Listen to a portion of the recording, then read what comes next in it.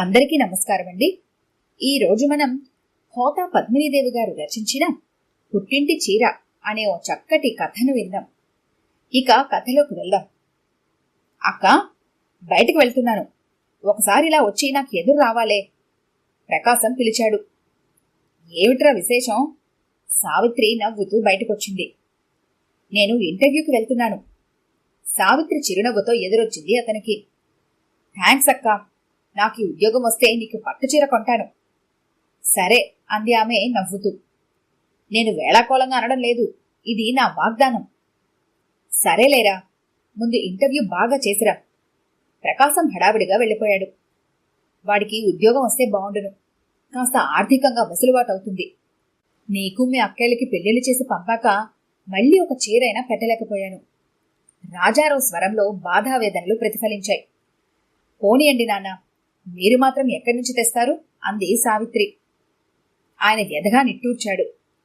Private కంపెనీలో చిన్న ఉద్యోగిగా పనిచేస్తున్న తనకి సముద్ర కెరటాల్లా ఒకదాని వెనక మరొకటిగా తరుముకొస్తున్న ఖర్చులు తలకు మించిన భారమయ్యాయి. భార్యకి బ్లడ్ క్యాన్సర్. ఆమె బ్రతకదని తెలిసి దొరికిన చోటల్లా అప్పులు చేసి ఆమెను హైదరాబాద్ తీసుకెళ్లాడు. ఆమెకు జబ్బు ముదిరిపోయిందని, తాము చేసే వైద్యం ఏమీ లేదని డాక్టర్లు పెదవి విరిచారు. భార్య దక్కలేదు, అప్పు మిగిలింది. అతి కష్టం మీద అప్పు తీర్చగలిగాడు. ఈలోగా పెద్ద కూతురు పెళ్లికి ఎదుగు వచ్చింది. ఎంత క్లుప్తంగా పెళ్లి చేసినా పెళ్లి ఖర్చుల కోసం అప్పు చేయక తప్పలేదు. 2 సంవత్సరాల తేడాలో మిగతా 2 కూతుర్లు పెళ్లిళ్ళు చేశాడు. తన కష్టాన్ని అర్థం చేసుకునే అల్లుళ్ళు దొరికారు. అదొక్కటే తను చేసుకున్న అదృష్టం. కూతుళ్ల పెళ్లిళ్ళకి చేసిన అప్పు, వాటి వడ్డీ తీర్చేటప్పటికీ తన రిటైర్మెంట్ దగ్గరికొచ్చింది. బాధ్యతల బరువుతో అలసిపోయిన తనకి వృద్ధాప్యం, అనారోగ్యం తోడయ్యాయి.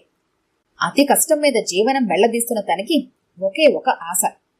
ఆ ఆశ ప్రకాశం. వాడికి ఉద్యోగం వస్తే తనకి ఆసరా అవుతాడు అనే ఆశ. ప్రకాశానికి బ్యాంక్లో ఉద్యోగం వచ్చింది. కృష్ణా జిల్లాలో ఒక పల్లెలో పోస్టింగ్. అతని సంతోషానికి పట్టపగ్గాల్లేవు. ఇన్నాళ్లకి నాన్నగారి కష్టాలు తీరాయి అంది సావిత్రి సంతోషంగా. మరే అన్నాడు ప్రకాశం మొదటి నెల జీతం అందుకోగానే ఎలా ఖర్చు పెట్టాలా అని ఆలోచిస్తూ. 2 నెలల్లో సంక్రాంతి పండుగ. మీ అక్కలకి బావలకి బట్టలు పెట్టాలరా అన్నాడు రాజారావు. అబ్బబ్బా, నేనింకా ఉద్యోగంలో చేరనే లేదు, అప్పుడే ఖర్చుల చుట్టి విప్పకండి అన్నాడు ప్రకాశం విసుగ్గా. ఆ స్వరంలోని విసుగుదలకి రాజారావు నొచ్చుకున్నాడు. ప్రకాశం ఉద్యోగంలో చేరాడు. మొదటి నెల జీతం అందుకున్న అతని నుంచి రాజారావుకు 500 రూపాయలు మనీ ఆర్డర్ వచ్చింది. తన ఖర్చులకి డబ్బు సరిపోవడం లేదని, ఇంతకంటే పంపలేకపోతున్నానని ఉత్తరం రాశాడు అతను.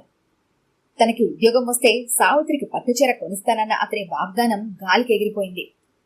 ఆ రోజు తమ్ముడన్న మాటలని సావిత్రి సీరియస్ గా తీసుకోనూ లేదు. సంక్రాంతి కూతుళ్ళకి అల్లుళ్ళకి బట్టలు పెట్టాలనుకుంటున్నానని తండ్రి రాసిన ఉత్తరానికి సమాధానంగా పండుగకి తనకి ఒకరోజే సెలవని, అందువలన తను రాలేనని సమాధానం రాశాడు ప్రకాశం. ఆ ఉత్తరంలో డబ్బు ప్రస్తావన ఎక్కడా లేదు. వాడు పండక్కి రాలేకపోతేనే డబ్బు పంపచ్చుగా, నిష్ఠూరంగా అన్నాడు రాజారావు. ఫోన్లేండి నాన్న, అక్కడ వాడేం అవస్థపడుతున్నాడో ఏమో అంది సావిత్రి. సంక్రాంతి రోజు తాత, అమ్మ నాకు చెల్లికి పట్టులంగాలు కుట్టించింది అని ఎగురుకుంటూ వచ్చిన పెద్ద మనవరాలని ఆ వెనకనే పరికిని కాళ్ళకి అడ్డుపడకుండా ఒక చేత్తో ఎత్తి పట్టుకుని బుల్లి బుల్లి పాదాలతో నడుస్తూ వచ్చిన చిన్న మనవరాలని సంబరంగా చూశాడు రాజారావు. ఎరుపు రంగు పట్టు పరికిణీలో 2 బుట్ట బొమ్మల్లా ఉన్నారు. ఆ ఇద్దరిని పరిశీలనగా చూస్తున్న ఆయన కళ్లల్లో చివ్వున నీళ్లుబికాయి. ఎరుపు రంగు పట్టుచీర. ఇది తన సావిత్రికి పెళ్లికి కొన్న చీర కదూ? నా పరికిణీ బాగుందా తాత? పెద్దది అడిగింది. నా పరికిణీ బాగుందా? రెండోది అక్కతో పోటీకొచ్చింది. బంగారు తల్లుల్లా ఉన్నారు, వృద్ధ స్వరంతో అన్నాడు. తాతగారిని భోజనానికి పిలవండి అంటే ఇక్కడే కూర్చున్నారా అంటూ వచ్చిన సావిత్రిని చూసి ఆయన గుండె చెరువైపోయింది. కూతురి ఒంటి మీద వెలిసిపోయిన చీర, జాకెట్టు తన అసమర్థతని ఎత్తి చూపిస్తున్నాయి. అయినా ఆమె ముఖంలో ఎంత నిర్మలత్వం! పూచిన పున్నాగలా అంత స్వచ్ఛంగా ఎలా నవ్వగలుగుతోంది? అమ్మా, నీ పెళ్లి చీర చింపించి పిల్లలకి పరికిణీలు కుట్టించావా? అడగలేక అడిగాడు. అవునాన్న, పిల్లలు కొత్త బట్టల కోసం పేచి పెడుతుంటేనూ. నీకు ఈ సంక్రాంతికైనా చీర కొనలేకపోయానమ్మా. పోన్లేండి నాన్న, సంక్రాంతి మళ్ళీ రాదా ఏమిటి? ప్రకాశం అంత సంపాదించుకుంటున్నాడు. తోబుట్టువులకి తలొక చీర కొనాలనే ఇంగిత జ్ఞానం లేదు. వాడికి ఉద్యోగం వస్తే నీకు పట్టుచీర కొని పెడతానని నీకు వాగ్దానం చేశాడు. అసలు మనం గుర్తున్నామా అని. పండక్కి రావడానికి సెలవు దొరకదుట. దారి ఖర్చులు దండగనుకున్నాడో ఏమో. రాజారావు కడుపు మంటని వెళ్ళగక్కాడు. చిన్న వెధవ. ఈ సాంప్రదాయాల గురించి, పెట్టిపోతల గురించి వాడికి ఏం తెలుసు? మెల్లిగా తెలుసుకుంటాడు. తమ్ముడి స్వార్థగుణం అర్థమవుతున్నా తండ్రి బాధపడకూడదని ఓదార్పుగా అంది. నాలాంటి దౌర్భాగ్యుడు పిల్లల్ని, అందున ఆడపిల్లల్ని కనకూడదమ్మా. తల పట్టుకుని ఏడ్చాడు. ఛ, ఏ మాటలవి నాన్నా? ఇప్పుడు మాకేం లోటని? 2 పూటలా కడుపు నిండా తింటున్నాం. మీ అల్లుడు పండక్కి పిల్లలకి, నన్ను బట్టలు కొనుక్కోమని డబ్బిచ్చారు. నేనే అనవసరపు ఖర్చులని, ఆ డబ్బుంటే దేనికైనా పనికొస్తుందని దాచాను. మీరు మాకేదో పెట్టలేదని ఎప్పుడూ బాధపడను. మాకు పెట్టలేకపోయినా మీరు బాధపడకండి. వంట చల్లారిపోతోంది, భోజనం చెదురుగాని రండి. తండ్రి చెయ్యి పట్టి లేవదీసింది. అందమైన అబద్ధంతో తనని నమ్మించాలని చూసిన కూతురిని ఆర్ద్రంగా చూశాడు రాజారావు. ఒకసారి మన ఊరికి రారా, నిన్ను చూసి చాలా నెలలయ్యింది. పోనీ నీకు సెలవు దొరక్కపోతే నేనే నీ దగ్గరకొచ్చి 4 రోజులుంటాను అని తండ్రి రాసిన ఉత్తరాన్ని అయిష్టతతో చదివాడు ప్రకాశం. తండ్రి ఇక్కడికొస్తే తను కొనుక్కున్న ఖరీదైన బట్టలని, ఇంపోర్టెడ్ వాచీని, సెల్ ఫోన్ని చూస్తాడు. తనకొచ్చే జీతం తన ఖర్చులకే సరిపోవడం లేదని, తను చెప్పిన మాట అబద్ధమని తెలిసిపోతుంది. తనే అక్కడికి వెళ్లడం మంచిది అనుకుని 2 రోజుల తర్వాత లీవ్ పెట్టి ఊరికి బయలుదేరాడు.